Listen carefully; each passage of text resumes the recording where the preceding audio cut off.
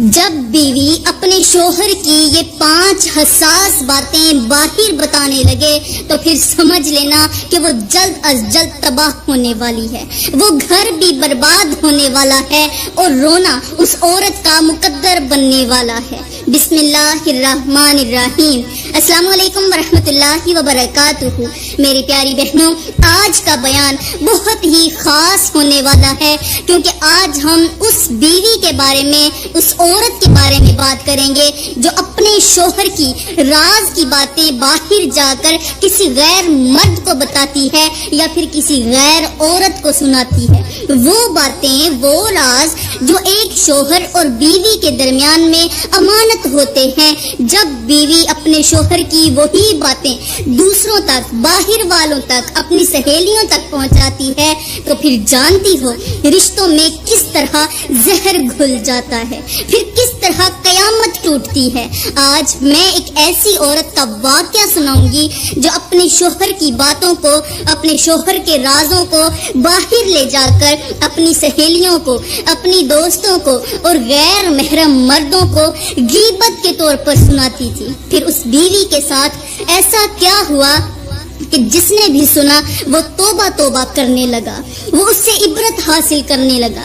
میری اسلامی بہنوں، آج کا واقعہ، آج کا بیان کوئی عام بیان نہیں ہے، یہ ایسا واقعہ ہے، ایک قصہ ہے کہ جس نے بھی اسے ایک بار سن لیا پھر وہ ہمیشہ کے لیے توبہ کرنے پر مجبور ہو گیا۔ اس واقعے نے ہزاروں غیبت کرنے والی عورتوں کی زندگیاں بدل ڈالی۔ میں چاہتی ہوں کہ آپ بھی صرف ایک بار وقت نکال کر یہ واقعہ ضرور سن لیں۔ اگر آپ اپنا گھر آباد کرنا چاہتی ہیں، اگر آپ اپنے ٹوٹے ہوئے گھر کو ایک بار جنت کا گہوارہ بنانا چاہتی ہیں تو پھر آج کا بیان آپ کے لیے سننا نہایت ضروری ہے۔ اس وقت اگر کوئی اسلامی بھائی میرا یہ بیان سن رہا ہے تو میں اسے یہی گزارش کروں گی کہ خدارا اپنی عورتوں کو یہ واقعہ ضرور سنائیں تاکہ وہ اس سے عبرت حاصل کریں۔ تو چلو میری پیاری بہنوں، بغیر دیر کیے آج کا عبرت ناک واقعہ شروع کرتے ہیں۔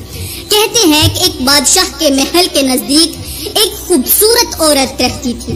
وہ عورت جتنی زیادہ کمزور اور لاغر نظر آتی تھی، اس کا چہرہ اتنا ہی نورانی اور دل کو کھینچنے والا تھا، اپنی طرف مائل کرنے والا حسن تھا۔ اس عورت کا ایک کچا سا چھوٹا سا مکان تھا جس کی دیواریں اکثر بارشوں کی وجہ سے بھیگ جاتی تھیں اور پھر چھت سے پانی ٹپکنے لگتا تھا، لیکن وہ عورت ہمیشہ صبر کرتی تھی، خاموش رہتی تھی، لیکن تھی تو بہت غریب۔ اس کے باوجود اس کی خوبصورتی ایسی تھی کہ امیروں کی لڑکیاں بھی آئینے میں خود کو اس جیسا بنانے کی تمنا کرتی تھی، خواہش کرتی تھی۔ جو بھی اسے ایک نظر دیکھ لیتا بس پھر وہ اسے دیکھتا ہی رہ جاتا، جیسے وقت رک جاتا ہو۔ آہستہ آہستہ اس کے حسن کے چرچے پورے شہر میں گونجنے لگے۔ جب بھی حسن کی بات آتی تو لوگ اس عورت کی مثال ضرور دیتے۔ ایک دن صبح کا وقت تھا، صبح سویرے ٹھنڈی ٹھنڈی ہوا چل رہی تھی۔ بادشاہ اپنے خوبصورت محل کی چھت پر چہل قدمی کر رہا تھا، ارد گرد کے خوبصورت مناظر دیکھ رہا تھا کہ اچانک بادشاہ کی نظر محل کے نیچے ایک کچے سے چھوٹے سے مکان کے صحن میں بیٹھی ایک پردہ دار عورت پر پڑی۔ یہ وہی عورت تھی جو حسن میں ایک مثال رکھتی تھی۔ بادشاہ کی نظر جیسے ہی عورت پر گئی تو نظر نے ہٹنے سے انکار کر دیا، جیسے آنکھ اس حسن سے بند گئی۔ بادشاہ دیکھ کر دنگ رہ گیا کہ ایک کچے سے معمولی سے چھوٹے سے مکان کے اندر اتنا بڑا حسن، اور مجھے پتا بھی نہیں۔ بادشاہ نے جلدی سے اپنی ایک لونڈی کو بلایا۔ بادشاہ نے کہا، یہ جو سامنے کچے سے مکان کے اندر ایک عورت بیٹھی ہے، یہ کون ہے؟ لونڈی نے کہا، یہ تو بہت بڑی دیندار عورت ہے، نیک عورت ہے، پردہ دار عورت ہے اور پورے محلے میں اپنی شرافت کی وجہ سے جانی جاتی ہے۔ لوگ اس کی خوبصورتی کے ساتھ ساتھ نیک سیرتی کی بھی بہت زیادہ تعریف کرتے ہیں۔ بادشاہ نے کہا، مجھے ہر حال میں اس کے شوہر سے ملنا ہے، جاؤ اس کے شوہر کو بلا کر میرے پاس لے آؤ۔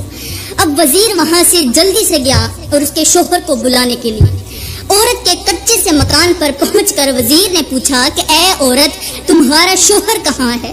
بادشاہ سلامت اسے بلا رہے ہیں۔ خوبصورت عورت نے کہا میرا شوہر محنت مزدوری کرنے گیا ہوا ہے، جب وہ گھر واپس آئے گا تو میں اسے بادشاہ کے دربار میں بھیج دوں گی۔ وزیر نے کہا نہیں، بادشاہ کو بہت زیادہ جلدی ہے، وہ ہر حال میں آپ کے شوہر سے ملنا چاہتے ہیں۔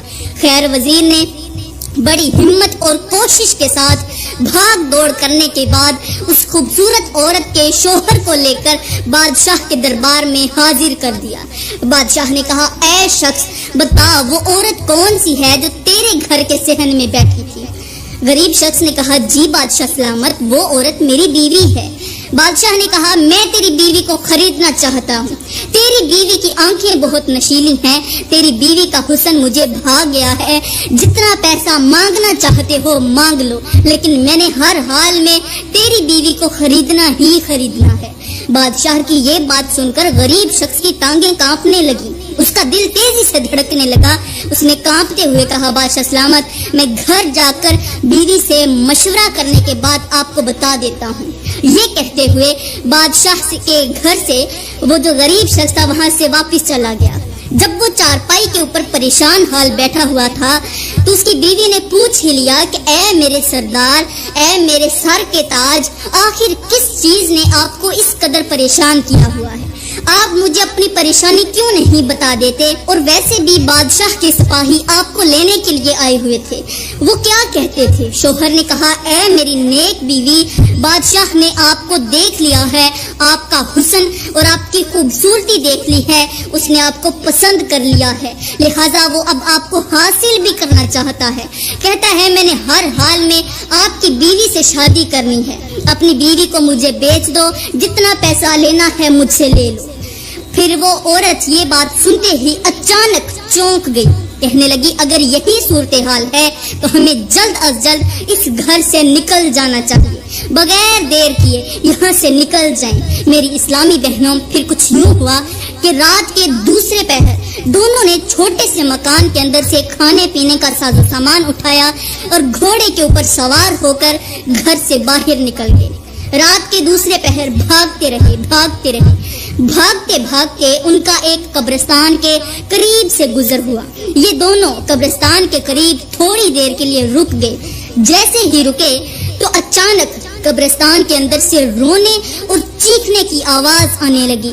یہ دونوں میاں بیوی قبر کے اندر سے رونے والی آواز سن کر کانپ گئے، سوچنے لگے کہ رات کا دوسرا پہر ہے، اس وقت قبرستان کے اندر بیٹھا کون سا شخص ہوگا جو رو رہا ہوگا؟ کیا پتا وہ بھی ہماری طرح کوئی دکھی ہو، پریشان حال ہو۔ دل میں خوف بھی تھا اور تجسس بھی تھا، یہ سب جاننے کے لیے وہ بہت زیادہ بے چین بھی ہو گئے۔ دونوں میاں بیوی قبرستان کی طرف چل پڑے، رونے والی خوفناک آواز کی طرف چلتے چلتے جب اس آواز کے بالکل قریب پہنچے تو ان کو پتہ یہ چلا کہ یہ آواز کسی زندہ انسان کی نہیں ہے، کسی پریشان حال کی نہیں ہے، کسی دکھی کی بھی نہیں ہے، بلکہ یہ مردہ انسان کی ہے۔ مطلب ایک قبر کے اندر سے رونے اور چیخنے کی آواز آ رہی ہے۔ یہ دیکھتے ہی دونوں میاں بیوی کے رونگٹے کھڑے ہو گئے اور وہ اور زیادہ حیران ہو گئے کہ آخر قبر کے اندر سے آواز کیوں آ رہی ہے۔ جب قبر کے بالکل قریب پہنچے تو ایسے لگ رہا تھا جیسے قبر کے اندر جہنم کی آگ جل رہی ہو اور اندر سے ایک مرد کے چیخنے اور رونے کی آواز آ رہی ہے۔ یہ دونوں میاں بیوی قبر کے بالکل قریب جا کر بیٹھ گئے۔ ان کو پیچھے بادشاہ کا بھی ڈر تھا، لیکن ان کو یقین تھا کہ بادشاہ قبرستان کی طرف ہرگز نہیں آئے گا، لہٰذا ہم قبرستان کے اندر محفوظ جگہ پر بیٹھے ہوئے ہیں۔ ان دونوں میاں بیوی نے قبر کی طرف رخ کیا، وجہ جاننے کے لیے وہاں بیٹھ گئے، لیکن قبر کے اندر آگ جلی ہوئی ہے اور اندر چیخو پکار بھی ہے۔ اتنے میں اللہ کا کرنا ایسا ہوا کہ اسی قبر کے اندر سے ایک موٹا سارا سانپ نکلا۔ یہ سانپ آدمی کے قد کے برابر تھا۔ اس کی جسامت دیکھ کر اندازہ ہوتا تھا کہ یہ کوئی عام سانپ نہیں ہے۔ اس سانپ کو پھر اللہ تعالیٰ نے بولنے کی طاقت عطا فرمائی۔ سانپ نے قبر سے باہر نکل کر انسانی زبان میں کہا، اے اللہ کے نیک بندو، بتاؤ تو صحیح تم کیا جاننا چاہتے ہو؟ اس نیک عورت نے کہا کہ ہمیں یہ پتہ کرنا ہے کہ اس مرنے والے شخص کو اس قدر دردناک عذاب کیوں دیا جا رہا ہے؟ اس سانپ نے کہا کہ یہ وہ شخص ہے جو دنیا میں 5 بہت بڑے گناہ کیا کرتا تھا۔ خوبصورت عورت نے کہا کہ جلدی بتائیے وہ کون سے 5 گناہ ہیں جن گناہوں نے اس کی قبر کو جہنم کے گڑھوں میں سے گڑھا بنا دیا۔ سانپ نے کہا اس کا پہلا گناہ تو یہ تھا کہ یہ مال کے ہونے کے باوجود بھی صدقہ اور زکوٰۃ نہیں دیا کرتا تھا، غریبوں کی مدد نہیں کیا کرتا تھا۔ اس نے دنیا میں بہت سارا مال کما کر چھوڑ دیا، مر گیا، مال اس کے کام نہیں آیا، اس نے اپنے پیچھے بہت سارا پیسہ چھوڑا، وہ مال وہ پیسہ آج اس کی اولاد استعمال کر رہی ہے، لیکن یہ قبر کے اندر اس کا حساب دے رہا ہے۔ اس کا دوسرا گناہ یہ تھا کہ یہ باتوں باتوں پر جھوٹ بولتا تھا، غیبت کیا کرتا تھا، لیکن جھوٹ اور غیبت اللہ تعالیٰ کے سب سے بڑے ناپسندیدہ گناہ ہے۔ جو عورت غیبت کرتی ہے یا جھوٹ بولتی ہے وہ اللہ کے غضب کو دعوت دیتی ہے، جو مرد جھوٹ بولتا ہے یا غیبت کرتا ہے وہ بھی اللہ کے سخت عذاب کو دعوت دیتا ہے۔ ابھی سانپ ان دونوں کو مخاطب ہو کر گناہوں کے بارے میں اور قبر کے اندر عذاب میں مبتلا شخص کے بارے میں کچھ بتا ہی رہا تھا کہ پیچھے سے گھوڑوں کے دوڑنے کی آواز آئی۔ یہ گھوڑے اسی بادشاہ کے تھے اور بادشاہ اس خوبصورت عورت کے پیچھے اندھا ہو کر اس کی تلاش کے لیے نکل پڑا تھا۔ بادشاہ نے جیسے ہی قبرستان کے اندر روشنی دیکھی تو بادشاہ بھی قبرستان کے اندر ہی داخل ہو گیا۔ یہ دونوں میاں بیوی کانپ گئے اور کہنے لگے اے سانپ، تجھے بھی اللہ نے پیدا کیا ہے، ہمیں بھی اللہ نے پیدا کیا ہے، آج اگر تو ہماری مدد کرے گا تو اللہ تجھے جزا دے گا۔ یہ ظالم بادشاہ ہے، یہ ہم دونوں کے گھروں کو اجاڑنا چاہتا ہے، لہٰذا تو ہمیں اس ظالم بادشاہ سے ہماری جان چھڑا دے، ہمیں بچا لے یا پھر ہمیں مار دے یا پھر اس بادشاہ کو مار دے۔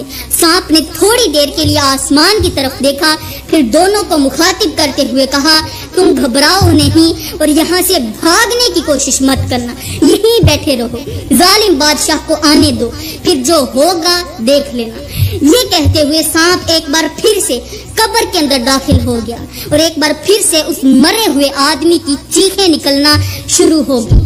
قبر کے اندر سے آگ کے شعلے بھڑک رہے تھے اور چیخیں بلند ہوتی جا رہی تھی۔